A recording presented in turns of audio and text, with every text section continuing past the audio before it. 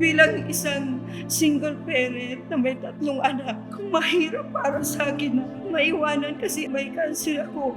So mamatay ako, paano na yung mga anak ko noon?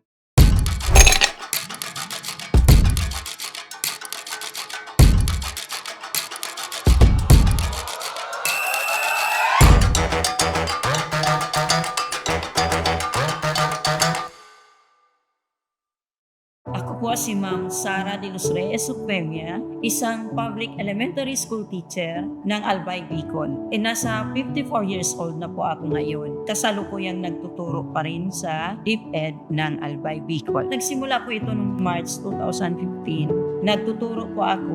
Nawawalan po ako ng boses. Nangangati ang lalamunan ko.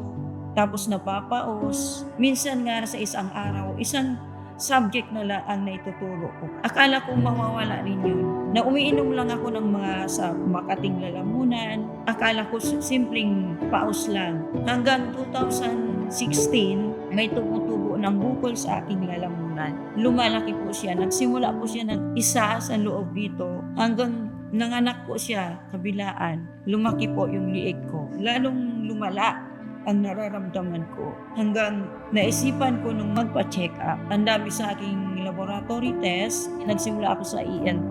Hanggang doon na sa mga test ng tungkol sa liig ko na sa internal. At doon po, yung unang doktor na napuntahan ko, yun po ang sabi niya na may namumuo ng bukol sa aking lalamunan. Wala man po silang binigay na reseta kasi hindi na madadala ng gamutan. Kailangan na daw operahin kasi lalong lalala.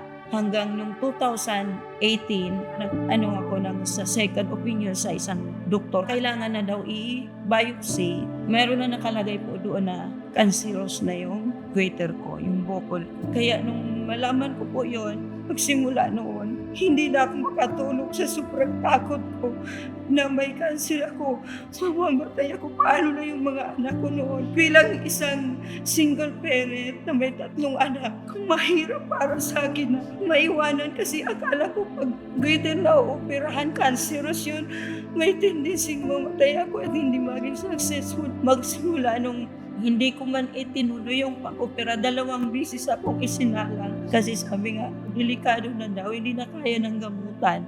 Sa isip ko noon, mahimala pa, kaya pa ito. Kaya pa ito, kaya sa isip ko, ayaw ko talaga magpa-opera.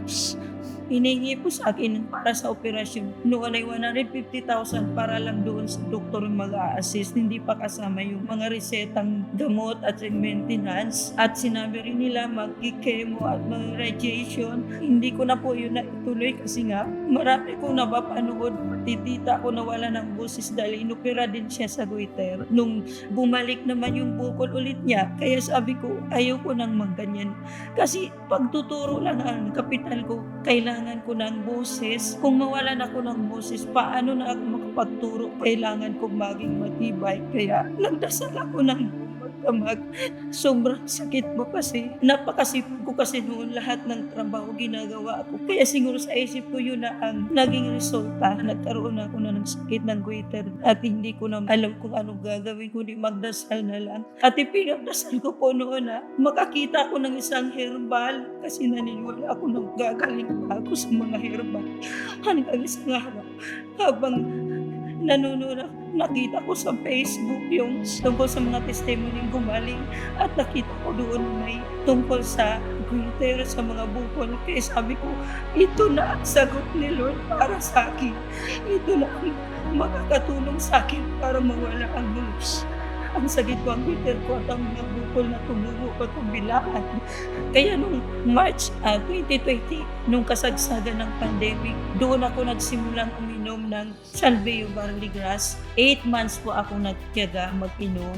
Nung una capsule, ngayon nung 2021 na nagsimula na ako ng jar. Sa isang basong tubig po, sa isang kutsara na po ang tinitimpla ko 3 times a day po. Naramdaman ko po na unti-unting na may plema pong lumalabas sa aking bibig. Wala naman akong sipon pero kusang lumalabas po sa dila ko sa bibig ko. Kailangan ko idura. Yun po pala, unti-unti na lumiliit, natutunaw yung goiter ko, yung bukol ko sa liig. Simula noon, lagi na akong nagdudura kasi yun na pala yung natutunaw na bukol na glitter sa aking liig. Simula noon, araw-araw yun hanggang mawala na yung idinudura ko. Napansin ko na nawawala na yung mga bukol ko magkabilaan. At napansin din ng mga co-teachers ko at ng mga anak ko, ng mga kaibigan ko na nawala na yung glitter ko. Sobrang tuwa ko po kasi napakinggan ni Lord ang aking mga dasal na kaya pa ito ng herbal, kaya pa ito ng food supplement, kaya pa ito ng Salvio Barley Grass. Para sa akin, ang Salvio Barley Grass is itong instrumentong ginawa ni Lord para maibigay sa mga taong nangangailangan na tulad ko.